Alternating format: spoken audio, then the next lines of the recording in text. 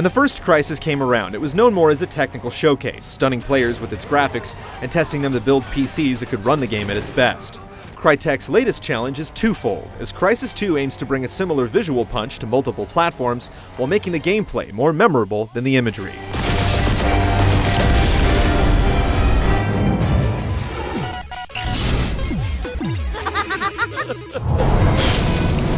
Get out, people! Back up! Abandon ship! Repeat, abandon ship!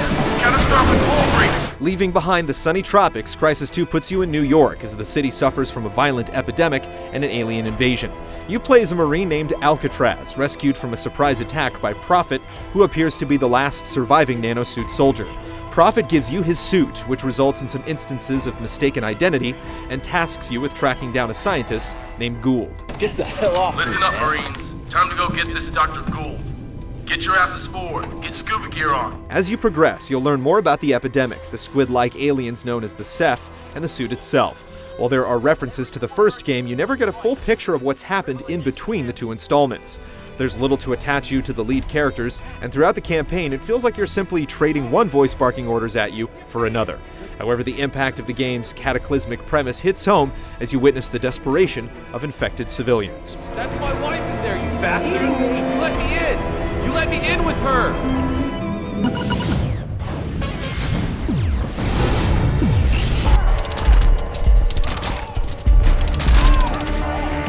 While many shooters seem to be getting shorter, the campaign in Crysis 2 lasts for a satisfying 12 hours. It doesn't wear you down despite its length, as the pacing provides ample moments to breathe between firefights. It's Chino, man! Remember me? New York City may not offer quite as much freedom as the wide landscapes of the original Crysis, but the urban environment provides plenty of vertical depth for the maps, with multiple options to approach different situations. Vehicles play a lesser role, and while there are a few short driving runs, hopping behind the wheel won't get you very far in most cases. As you scavenge for new guns, you'll find variations with attachments like scopes and silencers, which are then permanently unlocked for that class, making it easy to customize your arsenal. There are some fun fantasy weapons too, including the K-Volt submachine gun that fires bolts of electricity, the Swarm multi-rocket launcher, and the Mike, which blasts out microwaves to cook the squids right in their suits. The nanosuit itself is upgradable, letting you access new abilities by collecting alien tissue samples. Some of these upgrades simply make your base powers more effective, while others grant you special capabilities, like letting you see bullet tracers or allowing you to track enemies on the move. Given the huge quantities of resources needed to unlock all the powers, though, you'll want to hunt down as many Ceph as you can. Multiplayer progression doesn't venture far from the norm. You'll rank up, spend XP on equipment, complete challenges, and reboot to roll your progression over for bragging rights, Call of Duty style.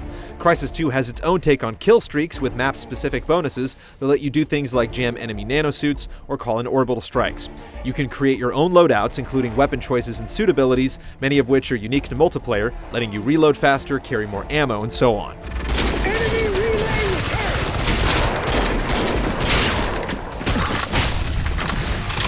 Crysis 2's multiplayer centers on variations of Capture the Flag and King of the Hill. Extraction has players grabbing stealth and armor upgrades that benefit the whole team, while Assault gives nanosuits to one team and equips the other with better guns. The open vertical maps provide lots of options and make it hard to predict where other players will come from, and this level of unpredictability makes the crash site mode particularly enjoyable, with teams scrambling to control pods dropped from alien gunships.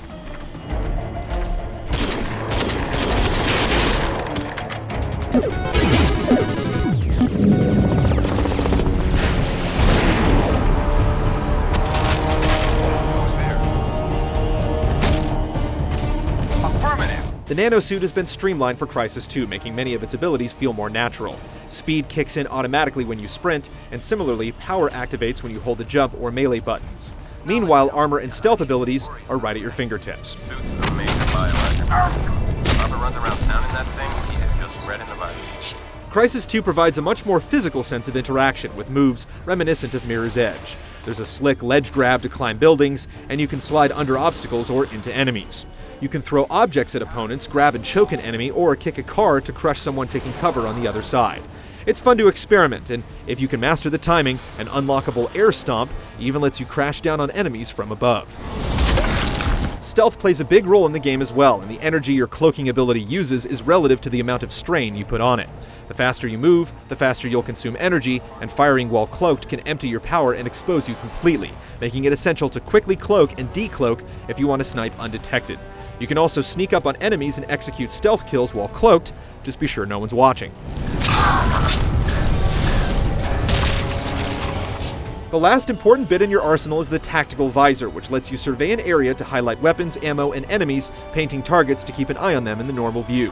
The visor also highlights strategic options in yellow, showing you where you can flank or climb, and whenever such options are available, the nanosuit alerts you so you don't neglect this valuable tactical tool. Making use of these techniques is critical in Crysis 2, as the AI relentlessly tracks and surrounds you. Like in the first game, getting sloppy in a situation can result in soldiers firing flares to call in backup, and agile alien soldiers prefer to surprise you from above or behind. Some of your later opponents also have devices that can see you while cloaked or drain your nanosuit's power. There are also rare, unfortunate moments where the AI can get a little buggy, resulting in enemies that get stuck in the environment or run around in circles.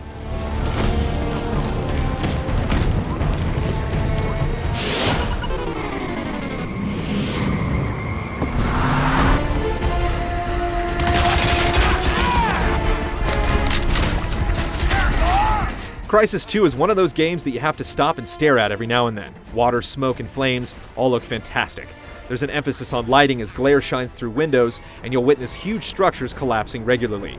Characters look more natural than the leather-faced protagonists of the first game, although some do look better than others. We're gonna be dropping this guy out the back of this VTOL! You're gonna what? Shit! While the game certainly looks best on PC, the console versions aren't far behind. However, PC players who grew accustomed to digging deep to tweak specific graphic settings in the first Crysis may be surprised to find nothing but bare-bones options in Crysis 2.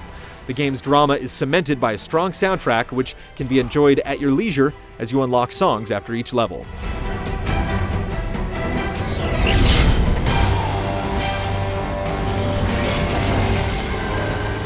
Crysis 2 takes the ideas and technical prowess of the first game and focuses them into a multifaceted experience that encourages you to go to town with its tactics and physicality. The nanosuit is what defines the Crysis 2 experience, and once you get familiar with its features, it feels as natural as a second skin.